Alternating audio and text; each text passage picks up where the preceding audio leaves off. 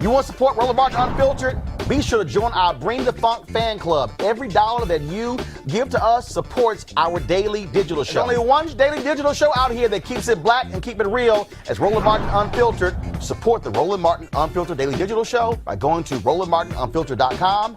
You can make this possible. All right, folks, there are, a lot of NFL owners out there, NBA owners and hockey owners and soccer owners and baseball owners. But I don't think there's anybody who is as outspoken as Mark Cuban. He, of course, is the owner of the Dallas Mavericks. You see him on Shark Tank as well. And someone you will never see in a jacket or a tie. Mark, how you doing? Hey, I'm getting ready. Wait, can you see that? Hold on. This is for Terry Crews. Well, he's going to follow you. And so, but I do want to do this before we start. I do want to do this here, folks. Please go to my iPad. I want to personally thank Mark Cuban for donating $100,000 to the National Association of Black Journalists COVID-19 relief efforts in the name of Roger B. Brown and Martin McNeil, both of them two former Dallas Mavericks beat writers. Roger B. Brown was my dear friend, colleague. We were fraternity brothers. We spent lots of times at Dallas Mavericks games. He was a sports director at KKDA Radio, where I was the news director and morning anchor. And so, Mark, I just wanted to personally, I miss him dearly. Just want to certainly thank you for doing that on behalf of those two great sports writers. Yeah, they were good guys, man. I loved having them at the games. They both had flair, and Marty, would pull no punches with me and take it to me. And Roger, he was one of a kind. So it was my pleasure to try to support in their name. Indeed. Our favorite Mississippi homeboy. We definitely miss him. I was just talking with the Fritz Pollard Alliance, and I was talking about, of course, the issues the NFL is having. And I said it's very simple. There are only 32 owners. They're the ones who could change this. We can yell and scream and say, Roger Goodell, what are you doing? But he works for 32 owners. You're an owner. You understand that. Adam Silver works for the owners. And so what is it going to take for these owners to wake up and realize what the hell is going on? And they've got to diversify, not just with people who are off the field, especially when you look at who's on the field. Yeah, I mean, look, I heard you talking about Cap. I just don't get it. I mean, look, if Cap could play basketball, I'd sign him right now. I don't care. If Santa Claus can help me win, I'm all in. And so I don't get it on not at least giving Cap a tryout and bringing him to preseason. And in terms of just, diversity within the league, the NFL is just different than us. I mean, it's I can't explain why they've had so many challenges. And I don't talk to enough of those guys to really get a feel, Roland. But I think that the NFL is a microcosm of what we're seeing in corporate America. I think what happens is, and right now, Mark, what you're seeing is what I call revolts, rebellions happening inside of companies where we have black staffers who for years have been saying these are the problems, but now all of a sudden you've got white allies who are also saying we're sick of this, and it's causing these companies to go, okay, what the hell? I mean, that was an advertising agency that their numbers were leaked, and the CEO was shocked to see 2.5% black staffers, and then seeing no senior executives, and I attest that to people who frankly walk into a room, and if the room is all white, they're comfortable and don't even think about the fact that it's not diverse. Yeah, I think what it comes down to is white people don't like to think or talk about race, and I think we all, and I'm just as guilty of this in the past. If I think I'm colorblind, then it's not my problem, and I don't really have a problem. And it's not like white people sit around and say, okay, let's talk about race. Let's talk about the impact on our company. Let's talk about what's going on in the country. It's just not something we're comfortable doing. Just saying the term white race or white people makes any white person uncomfortable because we just don't discuss it. And if you don't feel comfortable discussing it, it's going to be very hard to implement it in a corporate environment. You're absolutely right. I think back to when I was the only black male news reporter at the Fort Worth Star-Telegram, and that's where Roger B. Brown and I first met. And I remember, I was actually making photocopies of my articles, getting ready to go to the Uni Journalists of Color convention the following week. And we had this huge window where the editorial meeting took place. And I'm standing there and I'm sitting there going, the room is all white. And they probably had 2 women. So one of the editors comes out, Mike Minikini, he sat near me, and I said, Mike, you ever notice there are no black people in that meeting? And he goes, no. I said, well, let me ask you this something, Mike. I said, if you went to the Women's Chambers of Commerce event, how fast would it take you to realize that you're one of the few men there? He said, I probably would figure it out real quick. I said, if you went to the Black Chamber of Commerce event, how long would it take you to figure out that you're one of the few white folks there? He said, probably pretty quickly. I said, but if you went to the Chamber of Commerce, the main one, I said, would you notice that the room was nearly all white? He said, no. And I said, Mike, and that's the difference between me and you. I always notice if the room is all black, if it's women, if it's all white, if it's all Latino, because I have to understand where I am at all times. And I said, and that's part of the problem. And it's even more than that, Roland. So if I go someplace that is all black and I'm one of the few, if not only white person there, historically I thought, oh, this is no big deal. See, I'm not racist. This is not a problem for me. I can deal with this. And then you move on. I would never translate it to say, okay, what about the opposite side of that? How does that impact, people of color or people of different ethnicities or LGBTQ or, women? It's just not something that we typically talk about as white people. And I think that is the core of what needs to change. This moment that we're in, I've said this consistently. I cannot recall in my 51 and a half years where we have seen this type of change in 5 weeks. George Floyd was murdered 5 weeks ago yesterday. And a lot has happened. A lot continues to happen. I just saw another story. 300 Target and Best Buy have joined. 350 companies are now pulling their money out of Facebook to say, unless you deal with racism on Facebook, we're not spending money. 350 companies. That's happened in a week. Yep.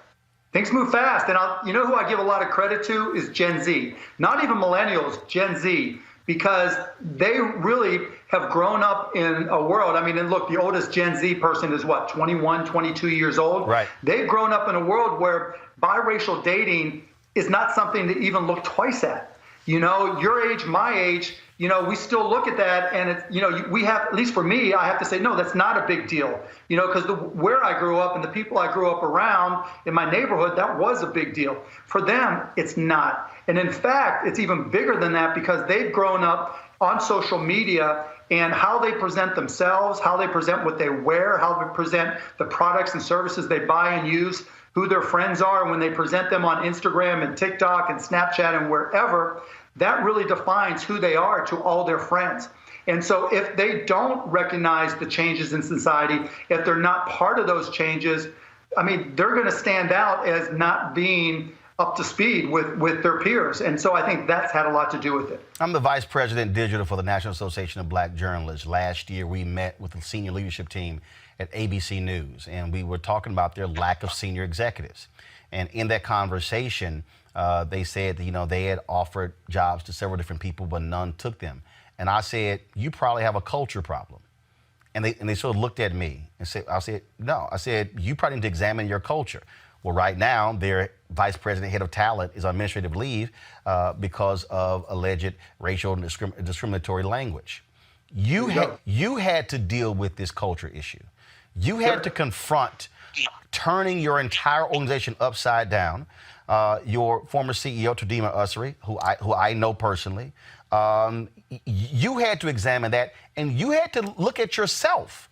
And you were very open and honest about what you as a man, how you had to confront these allegations of sexual harassment and the treatment of women within your organization. What was that? How hard was that for you to have to confront that? It was brutal, but it was not nearly as hard as what the women in the organization had to go through. I always thought that I treated everybody equally, but to me, it was like a math equation. If I said something stupid to a man, okay, I could say the same stupid sophomoric thing to a woman. That meant, I treated them equally. If I said something to an African American or to a Latinx or to a white person, that meant I was treating them equally. But then through that difficult process, I learned the hard way that treating people equally does not mean treating them the same. That trying to be colorblind was a mistake, not an accomplishment. And that was the hard lesson that I learned and has really, pushed me forward in all of this. Because the hardest part, Roland, was finding out that, there were women at the organization that were afraid to go to work, that it was painful for them to go to work. And I didn't see it. And I had somebody there that was making it worse. And so, recognizing that, and I guess the takeaway for me and where I've really tried to grow from it was that I had to really dig in to treat people, to really get to know who a person was in order to be able to work with them, and to put together an organization and culture that was supportive of them, that everybody comes from a different place. And if I just treated people equally, treating people the same, that it doesn't respect their differences. And by not respecting their differences, not only was I creating a culture that was difficult for women in particular, but it was bad business. Because, we had white guys who looked like me trying to sell to Latinx women Mavs tickets. The Indian community is the 6th largest in the United States, and we didn't have anybody from that community selling to the community. We didn't have enough African Americans selling into the African American community or helping us with marketing, the people who knew the community best. And so I learned, like I said, being colorblind is the worst way to be, and it's really bad business. You brought in Ceek Marshall to be the CEO. She worked at AT&T. Had a chance to meet her again when I was at the All-Star game in Chicago. Had no idea she was such a huge fan of mine. And again, she comes in. So you go from a black male CEO, Tadima Ussery, to a black female CEO in Ceek Marshall. What did her perspective, what again, how she saw it? So here you are looking at your organization, and then she's now looking at the organization. What was it like to sit here and you've been working with her and looking at how she sees it totally different than you? Well, the difference was I could see it and look at it. She could feel it and experience it. She knew what people had been through as a woman, as an African-American woman, as a cancer survivor, as someone who had, risen up the corporate ladder and faced a lot of, harassment and discrimination at various places along her career. And so she could feel the difference, and that feeling, and I say feeling, it's truly intellectual as well, let her understand how to talk to people, how to hire better, how to interview better, how to have the right people, not only finding talent, but interviewing the talent and understanding where they were coming from, recognizing that, your resume wasn't necessarily the best way to gauge hiring, that there was more to a person's background, and then being able to translate that into business. That is just such a varied skill set that she just, had in every which way, that I didn't have. And that really just revitalized the entire organization. And I can't even thank her. There's not enough ways to thank St. Marshall for not only what she did for the Mavs, but what she's taught me. I interviewed Mitch Landrieu, of course, former mayor of New Orleans. And in the interview, we talked about what he went through when he took down the Confederate statues in New Orleans. And in his book, he said something that was interesting. He talked about white fear. And he said, when it came to white fear, he said, white people, I know black people. They're not going to do to us what we did to them. It's okay. Stop freaking out. And Mitch and I talked about it, and I have been making this point. I'm actually working on a book dealing with this, that this moment that we're in and what we're dealing with, Mark, we're dealing with white fear, power, control. Oh, my God. The majority of kids in America, 18 and under, are people of color. Oh, my goodness, in 23 years, America's going to be a majority-minority country. What's going to happen? And I think the issue with Cap, it was white America was raised how they view the flag. And the anthem is different than black folks. Black folks, very much patriotic, but we know there were black soldiers who were lynched in their uniforms. We know that there were black GIs who could not buy houses and get loans and work in corporate America when they came back from World War II, came back from Korea and the Vietnam War. And so I think what is happening right now is there's this shift that's going on is you have this older generation that's like, but can we just hold on to old America as long as we can?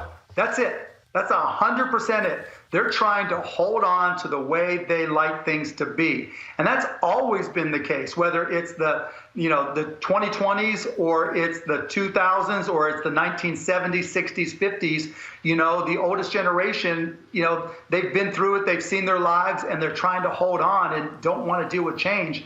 And it's just passing them by. The silent generation, the older boomers, I mean, it's hitting them right in the face. Like, I'll do certain interviews and the hate emails I get, but every single email I get from someone who's obviously white is always the same. It's like, first thing they write, I'm not a racist, because they get so defensive. And that's part of the problem. When white people hear the term white privilege, none of us say, what does that really mean? Right? We immediately get defensive and think, privilege, let me tell you a story, right? Whether it's their personal story, their parents' story, their grandparents. And I'm like, we're a nation of immigrants. Everybody has that story. And so it's not about that. And then you try to explain to them what white privilege is. And even then, they don't want to hear it. They get so defensive. Right. And we immediately create this response, right? We create this equivalency that says, I can't be a racist because. Right. And that's what we have to overcome. And that's why I've been trying to speak out, because I've got to get into the heads of white people and say, white privilege has nothing to do with you personally. White privilege has nothing to do with anything that's happened in your family history at all. Nothing at all. Well, why use the term white privilege? You use the term white privilege because it pisses you off and it freaks you out and makes you think. If they would have just said white skin issues, people would have just ignored it, or whatever other term, right? And so trying to get, it's uncomfortable for white people to deal with it, to address the term white privilege, but that's part of what we have to do. And, like you referred to, the older generation is going to fall off.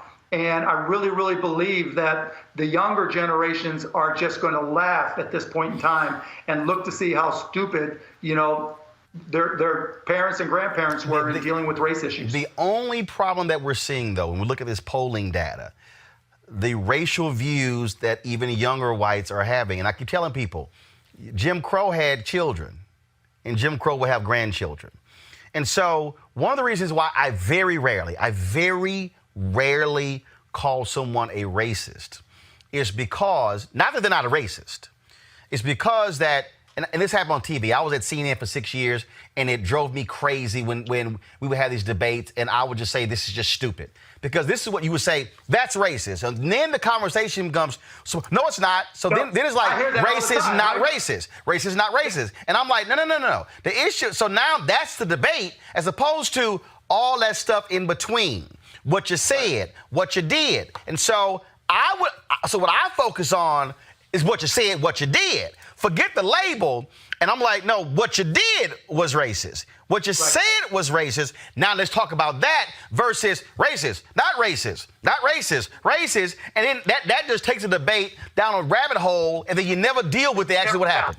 You'll never solve that, right? And the worst part is talking to white people, and again, trying to create those conversations. It's trying to get them to understand the subtle things that we do that, you don't, even I don't like to use the term racist for the reasons you mentioned, the subtle things that extend systemic racism, right? The systemic aspect of it. Who's doing the interview? Yeah, you're going out there and you're checking off the box and you're bringing in a lot of African Americans and women to be interviewed, but the person doing the interviewing is white and 60 years old, right? And is not going to relate to a 22-year-old African-American transgender, whoever, pick whoever is fitting in that's young that they're not going to relate to. And so there's little things like that, or today, I got this email from this elderly lady, and who was trying to convince me that white people don't need to have these conversations. It's not our problem, et cetera, because she listens to hip hop music. And, it's just, and I said to her, do you have any friends that you think are racist? And she said, yeah, and I've stayed friends with them. And I said, did you ever say anything to this person to try to convince them that they're wrong, or even suggest to them that they shouldn't be doing these things? Yeah, I tried. And I'm like, yeah, that's the whole thing. That's why this is a white person problem, because we have to do more than try, because we all know which one of our friends, acquaintances, or coworkers are, if not overtly racist, subtly racist. Right. And it's up to us when we hear and see those things, instead of just shaking our head and say, boy, that's not me, I'm not racist, and say, no, look, for the betterment of the country, when we pledge allegiance to the flag, it's for liberty and justice for all. And so if that flag truly means anything to you, and liberty and justice for all, your pledge means anything to you, you've got to do more than, if they don't respond, just accept it. You've got to say, come on, man, this is not right. Why are you there? Let's talk about this. Or let's get somebody you can talk to. Because if that person is even minimally, subtly racist at work, that's what they're conveying to their kids. When we talk about, again, this notion of white fear, money also comes up. And this is what I keep telling people. If you want to understand America, you got to deal with money. And I mentioned Facebook. Mark Zuckerberg didn't give a damn what everybody thought. He was kind of like, whatever. You had, of course, African-American CEO Ken Chenault, led American Express for years, was on his board, who resigned saying he won't listen. Okay? So companies went, okay, Mark, we're going to get your attention. Pull our money out. Pull our money out. Okay, $56 billion knocked off because of the stock price. And what I keep telling folks is, and Dr. King understood this with Operation Breadbasket, if you want, the only way you can confront and change America, you've got to deal with money. When that black football player at Ole Miss said, I'm not playing another down as long as that flag stays up, and they saw that other black ball player transfer, and then all of a sudden, those coaches were like, hey, guess what? Y'all got to bring this flag down, because if there's a rebellion among these black ball players, we ain't got nothing. SEC saying no championships in the state. That's what brought that flag down. Yep. Yeah, look, there's no question money matters. And what I would tell you, Roland, is bottom-up money matters as much, if not more, because where we're really going to have an impact is by investing in people of color, women of color, in their businesses and helping them grow. Because as I said about the Mavs, the lesson I learned, there's a phenomenal business opportunity selling into the communities of color, selling into ethnic communities, and the best people with the best capabilities to sell and to create businesses for those communities are the people who live there. And so I'm out there knocking on doors, trying to create opportunities and invest.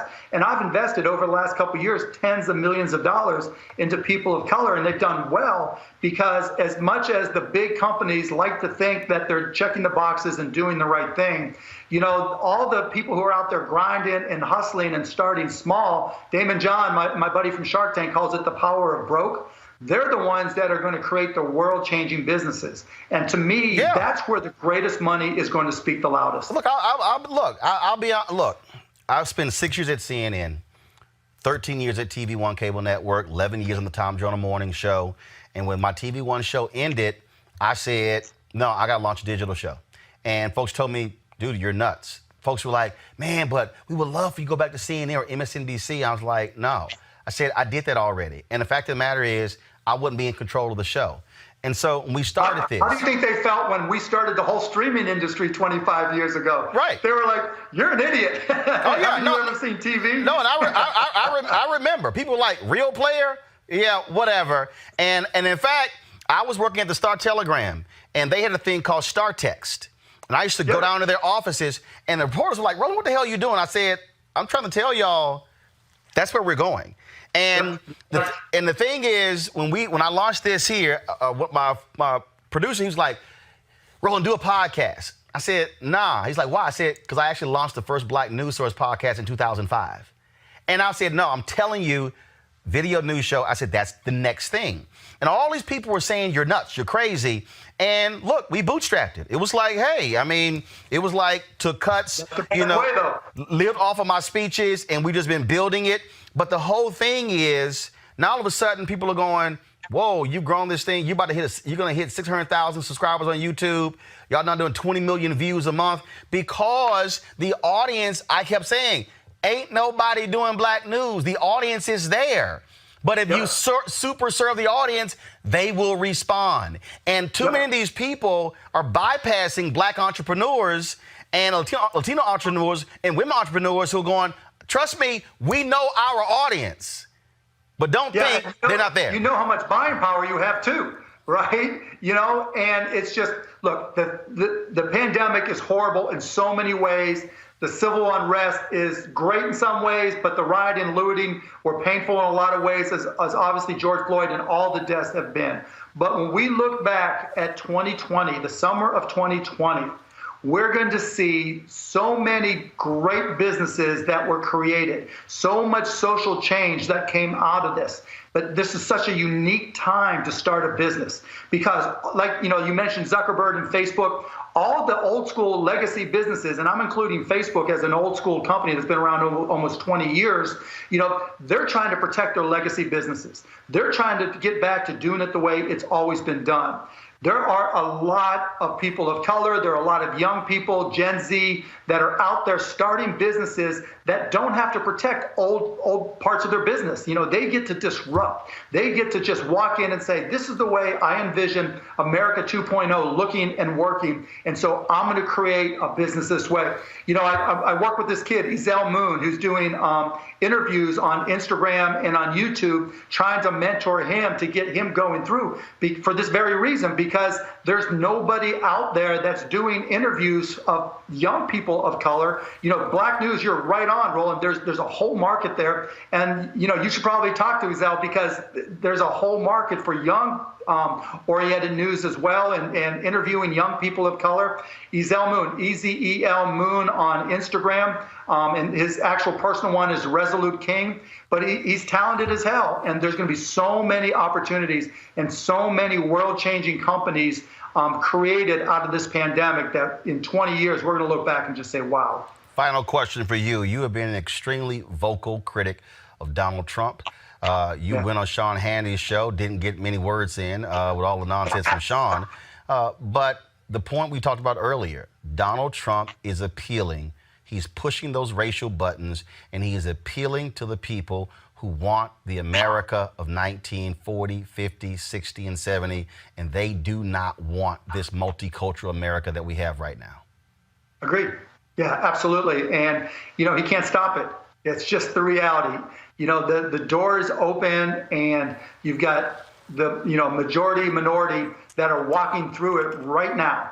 Right now, this is a point in time. That's why the NBA has really been so smart. There are only so many points. There's just probably in each individual's lifetime, one time when you can have dramatic social change for the better, where any individual, because of the social media online world that we live in, can really contribute to making the country better. We are in the midst of one of those moments right now. And any of us, in particularly white people, but all of us have got to contribute and step up where we can to make this thing really stick and really happen faster. And like you said it, Roland, 5 weeks. All this has happened in 5 weeks. Think about what we can do the next 5 weeks. Well, the next 5 months. Yep, this is what I call the third Reconstruction. We had one from 1865 to 1877, another from 1954 to 1968. This is the third Reconstruction, and we should fix in this one what we knew didn't get fixed in the first two. Mark Cuban, great conversation. Wish we could chat more. Well, you're welcome to come back on Roland Martin Unfiltered anytime. I would love to get back to Dallas. I have a house there. My parents live there in my house with my sister and my niece. But I don't play with this COVID stuff. So I need to tamp down in my home state before I come back. Wear a mask. That's all I can say. Wear a mask. I got mine right over there. Oh, no. We keep the mask right here. So I got the kente cloth mask. So. Oh, wait. Hold on. Don't cut me up. Yeah. Of course you got a Mavericks mask. So I gotta get my guys. I gotta order me a Roland Martin Unfiltered mask. Cause trust me, I'm with you. It's always branding. Trust me. Always.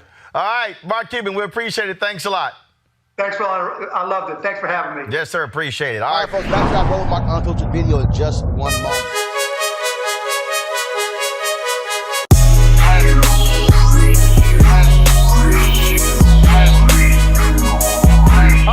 Folks, at Ceek.com, partnership with us. Folks have these headphones, amazing headphones. And also, there's this virtual reality headset right here. Of course, the headphone, 360-degree, 4D, amazing sound. You absolutely love it for gaming, for listening to music, for watching movies, you name it. Go to Ceek.com, CEEK.com, and use this promo code RMVIP 2020, RMVIP 2020, right here. And so, folks, again, and so Mary Spio is a sister. She is the inventor of this. It's her website as well. So it's Ceek.com, CEEK.com.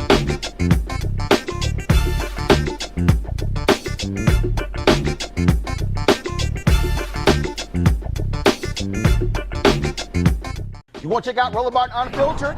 YouTube.com/Roland S. Martin. And subscribe to our YouTube channel. There's only one daily digital show out here that keeps it black and keep it real. It's Roland Martin Unfiltered. See that name right there? Roland Martin Unfiltered. Like, share, and subscribe to our YouTube channel. That's YouTube.com/Roland S. Martin. And don't forget to turn on your notifications so when we go live, you'll know it. Hey everybody, this is your man Fred Hammond, and you're watching Roland Martin, my man, Unfiltered. Hi, this is Essence Atkins, and you're watching Roland Martin Unfiltered. Hey, yo, Peace World, what's going on? It's the Love King of R&B, Raheem Devon, and you're watching Roland Martin Unfiltered. Hi, my name is Brescia Webb, and you're watching Roland Martin Unfiltered. Ow. Well, I like a nice filter usually, but we can be unfiltered. What's going on? This is Tobias Trevelyan. And if you're ready, you are listening to and you are watching Roland Martin Unfiltered. What's up? I'm Lance Gross, and you're watching Roland Martin Unfiltered. Hi, this is Cheryl Lee Ralph, and you are watching Roland Martin Unfiltered. I mean, could it be any other way? Really? It's Roland Martin.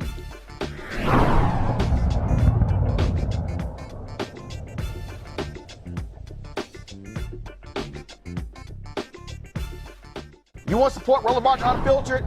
Be sure to join our Bring the Funk fan club. Every dollar that you give to us supports our daily digital show. There's only one daily digital show out here that keeps it black and keep it real. As Roland Martin Unfiltered. Support the Roland Martin Unfiltered daily digital show by going to RolandMartinUnfiltered.com. Our goal is to get 20,000 of our fans contributing $50 each for the whole year. You can make this possible. RolandMartinUnfiltered.com.